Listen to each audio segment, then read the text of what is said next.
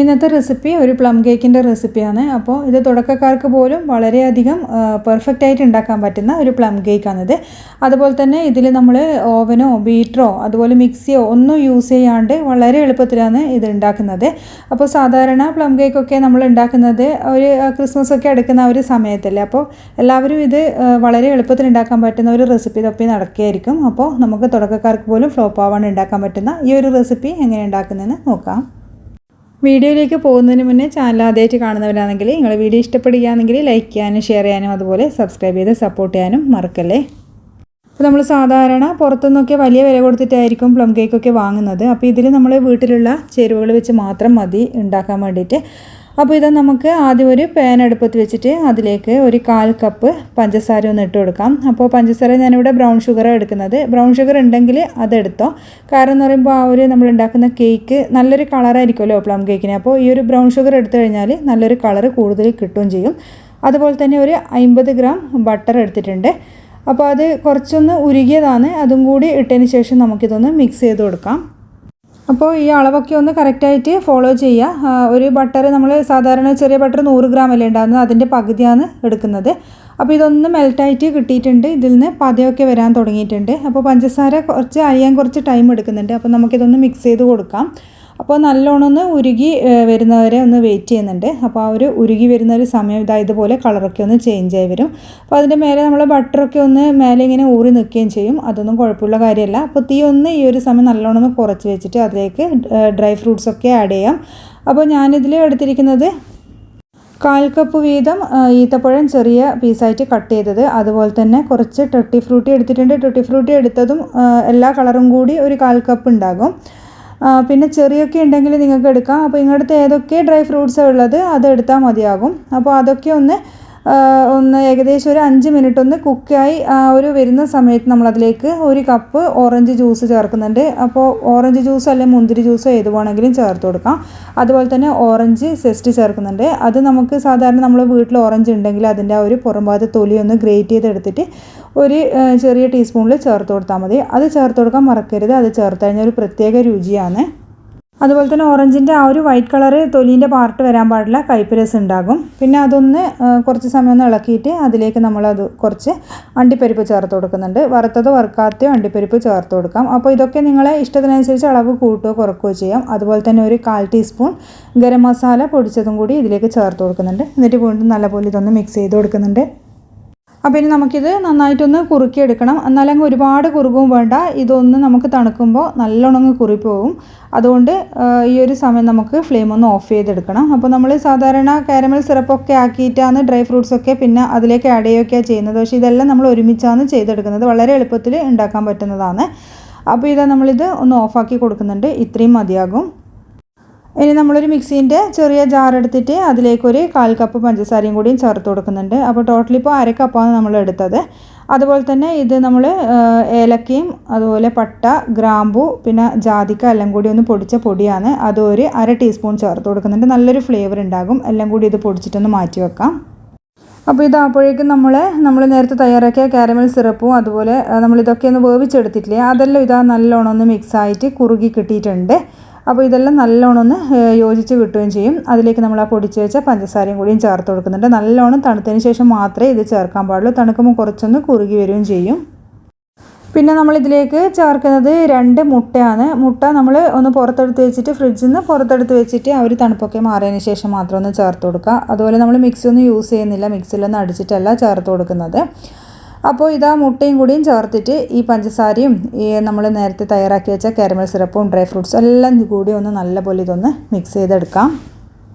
അപ്പോൾ ചൂടോടെ ഒരിക്കലും ചേർക്കരുത്. ചൂടോടെ മുട്ട ഇങ്ങനെ ചേർത്ത് കൊടുത്തു കഴിഞ്ഞാൽ പിരിഞ്ഞ പോലെ ഉണ്ടാവും. അതുകൊണ്ട് നല്ലോണം തണുത്തതിന് ശേഷം മാത്രമേ ചേർക്കാവൂ. അതുപോലെ തന്നെ 1 ടീസ്പൂൺ നമ്മൾ വാനില എസൻസും കൂടി ചേർക്കുന്നുണ്ട്.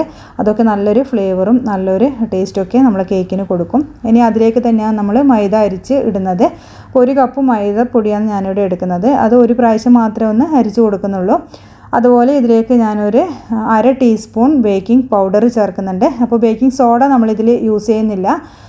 നല്ല ഫ്രഷ് ആയിട്ടുള്ള ബേക്കിംഗ് പൗഡർ തന്നെ എടുക്കാൻ വേണ്ടി നോക്കുക. എന്നാൽ മാത്രമേ കേക്ക് നന്നായിട്ട് സോഫ്റ്റായിട്ട് പൊങ്ങി വരുള്ളൂ. ഒരു നുള്ളു ഉപ്പും കൂടിയും ചേർത്തിട്ട് ഒരു പ്രാവശ്യം ഇത് നല്ലോണം ഒന്ന് അരിച്ചെടുക്കുന്നുണ്ട്. അപ്പോൾ നിങ്ങൾക്കൊരു 2-3 പ്രാവശ്യം വേണമെങ്കിൽ അരിച്ചെടുക്കാം. പക്ഷേങ്കിൽ അത് വേറൊരു പാത്രത്തിലേക്ക് ഒരു 3 പ്രാവശ്യം അരിച്ചതിന് ശേഷം ഇതിലേക്ക് ചേർത്ത് കൊടുത്താൽ മതി. ഇനി നമ്മൾ ഈ മൈദപ്പൊടിയും ഇതും എല്ലാം കൂടി നല്ലപോലെ ഒന്ന് യോജിപ്പിച്ചെടുക്കുന്നുണ്ട്. അപ്പോൾ കട്ടയൊന്നും ഇല്ലാണ്ട് നമുക്ക് നല്ല രീതിയിൽ ഇതൊന്ന് മിക്സ് ചെയ്തെടുക്കാം. അപ്പോൾ സാധാരണ തുടക്കക്കാരൊക്കെ ഉണ്ടാക്കുന്നതാണെങ്കിൽ ഈ പറഞ്ഞ അളവൊക്കെ എല്ലാം കറക്റ്റായിട്ട് എടുക്കുക, എന്നാലേ പെർഫെക്റ്റായിട്ട് കിട്ടുള്ളൂ. അപ്പോൾ ഇത് നമ്മൾ നല്ല പോലെ ഇതൊന്ന് മിക്സ് ചെയ്തെടുക്കുന്നുണ്ട്. സാധാരണ കേക്ക് ഉണ്ടാക്കുന്ന പോലത്തെ ബാറ്ററല്ല, ഇത് കുറച്ച് തിക്കായിട്ടുള്ള ബാറ്ററാണ്. അപ്പോൾ സാധാരണ നമ്മൾ കേക്കിൻ്റെ ബാറ്ററൊക്കെ ഇങ്ങനെ റിബൺ പോലെ ഉണ്ടാവുക, പക്ഷേ ഇത് ഇതുപോലെ ഇങ്ങനെ മുറിഞ്ഞ് വീഴുന്ന ആ ഒരു പരുവത്തിലുണ്ടാവുക, കുറച്ച് കട്ടിയായിട്ടാണ് ഉണ്ടാകുന്നത്. ഇനി ഇത് തയ്യാറാക്കാൻ നമ്മൾ എടുക്കുന്നത് ചെറിയൊരു ബോണിയാണ്. അപ്പോൾ അതിൽ എണ്ണയൊക്കെ പുരട്ടിയതിന് ശേഷം ബേക്കിംഗ് പേപ്പർ നമ്മളിതിലേക്ക് വെച്ച് കൊടുക്കുന്നുണ്ട്. അതിലേക്ക് നമ്മൾ നേരത്തെ തയ്യാറാക്കി വെച്ച മാവ് ഒന്ന് ഒഴിച്ചു കൊടുക്കാം. എന്നിട്ട് ആ ഒരു എയർ ബബിൾസൊക്കെ ഉണ്ടെങ്കിൽ ഒന്ന് പോകാൻ വേണ്ടിയിട്ട് നമുക്കൊന്ന് ടാപ്പ് ചെയ്ത് കൊടുക്കാം. അല്ലെങ്കിൽ നമുക്കൊരു ടൂത്ത് പിക്കോ അല്ലെങ്കിൽ ഒരു ഫോർക്കോ വെച്ചിട്ട് ആ ഒരു മാവിൽ ഒന്ന് വരഞ്ഞു കൊടുത്താൽ മതി. അങ്ങോട്ടും ഇങ്ങോട്ടും 2 പ്രാവശ്യം ഒന്ന് വരഞ്ഞു കൊടുത്താൽ മതി. സാധാരണ നമ്മൾ ബേക്കറിയിൽ നിന്നൊക്കെ വാങ്ങുന്ന പ്ലം കേക്കിൽ മേലെ ഗാർണിഷ് ചെയ്തിട്ട് ഉണ്ടാവുമല്ലോ, ഇതുപോലെ അണ്ടിപ്പരിപ്പും മുന്തിരിയൊക്കെ ഉണ്ടാവും. അപ്പോൾ അതുകൊണ്ട് നല്ലൊരു ഭംഗിയും ഉണ്ടാകും കാണാനും. അതുകൊണ്ട് നമ്മൾ ഇതിൻ്റെ മേലേക്ക് അണ്ടിപ്പരിപ്പും മുന്തിരിയൊക്കെ ചേർക്കുന്നുണ്ട്. വേണമെങ്കിൽ ടൂട്ടി ഫ്രൂട്ടി ഒക്കെ നിങ്ങൾക്ക് ചേർത്ത് കൊടുക്കാം. അപ്പോൾ ഞാൻ ഇത് രണ്ടും മാത്രമേ ഇതിലേക്ക് ചേർക്കുന്നുള്ളൂ.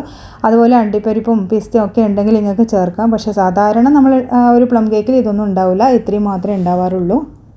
ഇനി ഇതുപോലുള്ളൊരു അലുമിനിയത്തിൻ്റെ പാത്രം ഞാനിവിടെ ഒന്ന് പ്രീഹീറ്റ് ചെയ്യാൻ വെച്ചിട്ടുണ്ട്. ഒരു 10 മിനിറ്റ് ഒരു മീഡിയം ഫ്ലെയിമിൽ വെച്ചിട്ട് പ്രീഹീറ്റ് ചെയ്തതാണ്. അതുപോലെ തന്നെ ഒരു റിങ് ഇതിലേക്ക് വെച്ച് കൊടുക്കുന്നുണ്ട്. അപ്പോൾ സാധാരണ ചില ആൾക്കാർ ഉപ്പ് പൊടി അതുപോലെ മണലൊക്കെ വെച്ചിട്ടാണ് ചെയ്യാറുള്ളത്. പക്ഷേ നമ്മൾ ഇതുപോലെ ഡയറക്റ്റ് വെച്ച് കൊടുക്കുക ചെയ്യുന്നത്. ഇനിയിപ്പോൾ ഒരു മീഡിയം ഫ്ലെയിമിൽ നിന്ന് നമ്മളിത് വെച്ചതിന് ശേഷം നമ്മൾ ചെറിയ തീയിലേക്ക് മാറ്റുന്നുണ്ട്. സിമ്മിൽ വെച്ചിട്ടാണ് നമ്മളിതിനെ കുക്ക് ചെയ്യുന്നത്. ഇതിൻ്റെ മേലെ വേണമെങ്കിൽ വെയിറ്റുള്ള എന്തെങ്കിലും സാധനങ്ങൾ വെച്ച് കൊടുത്തു കഴിഞ്ഞാൽ ഇതിൻ്റെ ഉള്ളിൽ ആവി അങ്ങ് പുറത്ത് പോകാണ്ട് നിൽക്കുകയും ചെയ്യും. അപ്പോൾ ഞാനിത് ഏകദേശം ഒരു 1.5 മണിക്കൂർ കഴിഞ്ഞതിന് ശേഷം ഇതാ തുറന്ന് നോക്കി, ഒരു ടൂത്ത് പിക്ക് വെച്ചൊന്ന് കുത്തി നോക്കി. അപ്പോൾ ഇത് കറക്റ്റായിട്ട് ആയിട്ടുണ്ട്. 1 മണിക്കൂർ കഴിഞ്ഞപ്പോൾ ഞാനൊന്ന് കുത്തി നോക്കിയിട്ടുണ്ടായിരുന്നു, പക്ഷേ റെഡി ആയിട്ടില്ല. അപ്പോൾ എനിക്ക് 1.5 മണിക്കൂർ ഇത് വേണ്ടി വന്നത്. ചെറിയ തീയിലാണേ 1.5 മണിക്കൂർ, അത് പ്രത്യേകിച്ചൊന്ന് ശ്രദ്ധിക്കുക. നമ്മളിനി അതിൽ നിന്ന് ഇതൊന്നും മാറ്റി കൊടുത്തിട്ടുണ്ട്. ഇനിയിപ്പോൾ നല്ലപോലെ ഒന്ന് തണുത്തതിന് ശേഷം മാത്രം നമ്മളിത് ഇതിൽ നിന്ന് മാറ്റി കൊടുക്കുന്നത്. അപ്പോൾ ഞാനിതൊരു വൈകുന്നേരം ഉണ്ടാക്കിയിട്ട് പിറ്റേന്ന് വൈകുന്നേരമാണിത് കട്ട് ചെയ്യാൻ വേണ്ടിയിട്ട് നിന്നത്. അതായത് നമ്മൾ ഈ ഒരു പ്ലം കേക്ക് ഇനിയിപ്പോൾ ഏത് കേക്കായി കഴിഞ്ഞാലും ഇതുപോലെ ഒരു ദിവസം കഴിഞ്ഞിട്ട് ഒന്ന് കട്ട് ചെയ്യുമ്പോഴേ അതിൽ മധുരമൊക്കെ പിടിച്ചിട്ട് നല്ല സോഫ്റ്റായിട്ടും അതുപോലെ നല്ല ടേസ്റ്റ് ആയിട്ടുമൊക്കെ കിട്ടുന്നത്. അപ്പോൾ അല്ലെങ്കിൽ നിങ്ങൾക്ക് ടൈം ഉണ്ടെന്നുണ്ടെങ്കിൽ കുട്ടികളൊക്കെ ഉണ്ടാകുമെന്ന് പറയുമ്പോൾ പെട്ടെന്ന് തന്നെ അത് കട്ട് ചെയ്യേണ്ടി വരും. അപ്പോൾ ടൈം ഉണ്ടെങ്കിൽ ഒരു 3-4 ദിവസം കഴിഞ്ഞതിന് ശേഷം മാത്രം കട്ട് ചെയ്യുക, എന്നാൽ മാത്രമേ നല്ല സെറ്റായിട്ട് കിട്ടുള്ളൂ. അപ്പോൾ ഇത് നമ്മളെ ബോണിയിൽ ഒന്നും ഒട്ടിപ്പിടിച്ചിട്ട് ഒന്നും ആയിട്ടില്ല, അതുപോലെ അടിഭാഗം കരിയോ ഒന്നും ചെയ്തിട്ടില്ല, നല്ല അടിപൊളിയായിട്ട് നമുക്കിത് കിട്ടിയിട്ടുണ്ട്.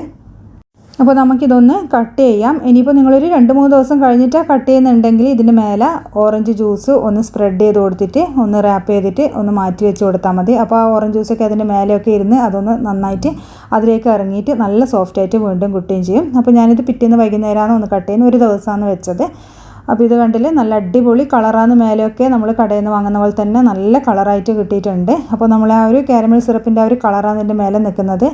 അപ്പോൾ കണ്ടില്ലേ, നല്ല അടിപൊളിയായിരിക്കും. ഇപ്പോൾ നമ്മൾ സാധാരണ കേക്ക് പോലെ ഗീ കേക്ക് പോലെയും ടീ കേക്ക് പോലെയും ഒന്നും ആയിരിക്കില്ല നമ്മൾ ഈ ഒരു പ്ലം കേക്ക് എന്ന് പറയുന്നത്. മേൽഭാഗം ഒരിത്തിരി കട്ടിയായിരിക്കും, ഉള്ളിൽ നല്ല സോഫ്റ്റും ആയിരിക്കും. അപ്പോൾ ഇത് ദിവസം കഴിയുന്തോറുമാണ് ഇതിൻ്റെ ടേസ്റ്റ് കൂടുന്നത്.